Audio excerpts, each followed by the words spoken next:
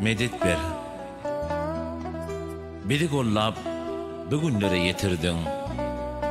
Kadir Allah, ödün yine medet ber. Huzurunda kabul bolsun dilegim, ula pekim, kiçilere edep ber.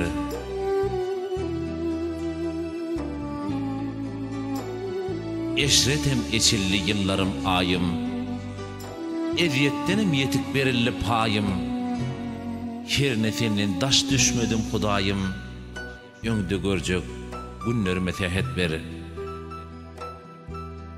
Nämeň yamanlygy, nämeň çynlygy, kimiň düzügligi, kimiň şumlygy, görnüp dura görsin kimiň kimligi, agyň garaň arasyna terhet ber. Bu toprağa däldirin men bigane, geldim onu ömür boyu söýmäge. Oğul ahir, doğru söz diýmäne gayrat verdin Allah'ım, yine gayrat ver.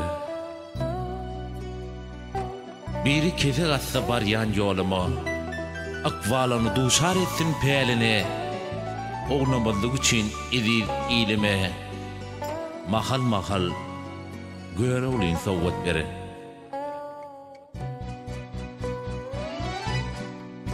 Gurbot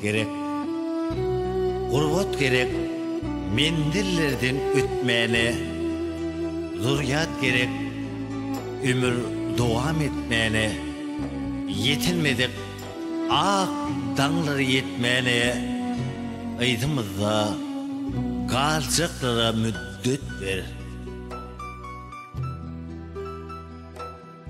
Bugünleri giyinlik versin kanahat, gözümüzden gayip bolsun gavahat, görüp dursun göçüp baryan tebehet, adamlara sabır hemde takat ver.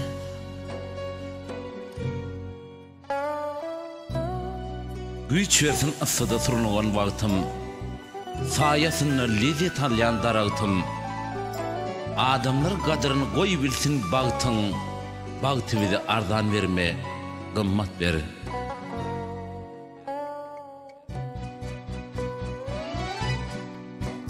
Kıynansak da gökten yol sallı berim, yerden götürülyer hayadır şerim. Belanı depetcek bir senin emrin, yigide namız, gözelleri uyot ver.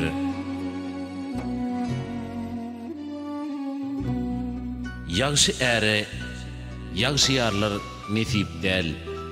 Buçun yönü ağzap durma usluyup del. Gara garnın doluluk hesip del. Çip kursağa sahavet ver, ganat ver.